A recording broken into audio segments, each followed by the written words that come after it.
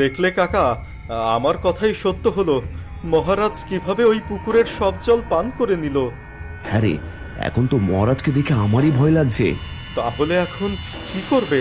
কি আর করব, তাড়াতাড়ি পালা এখান থেকে।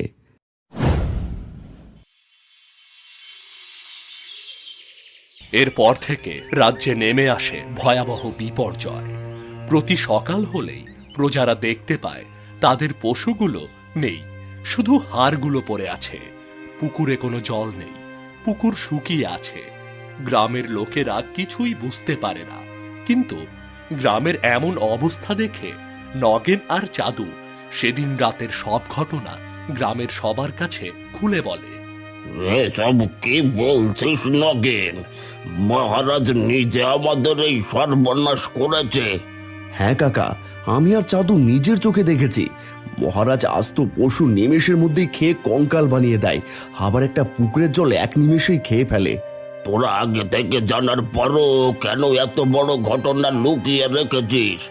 সত্যি কথা বলতে, আমরা এমন ঘটনা দেখে অনেকেই ভয় পেয়ে গিয়েছিলাম। ভেবেছিলাম এখন সবাইকে জানালে যদি মহারাজ আমাদের কেউ খেয়ে ফেলে, কিন্তু এখন গ্রামের এমন অবস্থা দেখে আর চুপ থাকতে পারছি না। চল তাহলে, এখনই চল। আমরা এখনই রাজ দরবারে যাব, মহারাজকে গিয়ে জিজ্ঞেস করব সে আমাদের সাথে এমন করছে কেন। যেতে তো চাইছো, যাওয়ার পরে যদি মহারাজ রেগে গিয়ে আমাদের সবাইকে খেয়ে ফেলে, তখন কি করবে?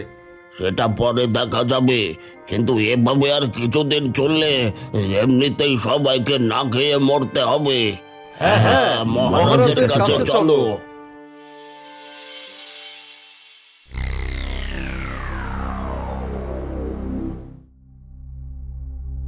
প্রজারা বলো, তোমরা কেন এই রাজদরবারে এসেছো?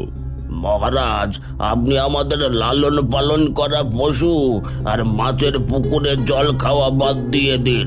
আমরা গরিব মানুষ, আমাদের এমন অন্যায় করলে আমরা তো না খেয়েই মারা যাব। হ্যাঁ মহারাজ, আপনি এমন কাজ করবেন আমরা তা কখনো ভাবতে পারিনি।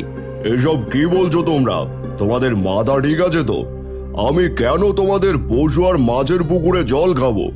মহারাজ, আমরা দুজন নিজের চোখে দেখেছি আপনি এক নিমিষে পশুর রক্ত মাংস খেয়ে পশুকে কঙ্কাল বানিয়ে ফেলেন, আবার পুকুরে জল এক নিমিষেই খেয়ে পুকুর শুকিয়ে ফেলেন। মন্ত্রী, এরা এসব কি বলছে? আমি তো কিছুই বুঝতে পারছি না। যে প্রজাদের আমি এত ভালোবাসি, সেই প্রজারা এসে আমাকে এমন কথা বলছে কেন? মহারাজ, আমিও কিছু বুঝতে পারছি না। তবে প্রজারা এমনি এমনি এখানে আসেনি, নিশ্চয়ই এর মধ্যে কোনো না কোনো রহস্য আছে। এসব কি বলছো মন্ত্রী? এর মধ্যে আবার কি রহস্য থাকতে পারে? আমার মনে হয় একবার জ্যোতিষীকে ডেকে এই বিষয়টা জানানো দরকার। হয়তো সেই এই বিষয়টা খোলসা করতে পারবে। বেশ, তাহলে দ্রুত জ্যোতিষীকে রাজদরবারে হাজির করা হোক। জি মহারাজ। প্রহরী, দ্রুত জ্যোতিষীকে রাজদরবারে হাজির করো।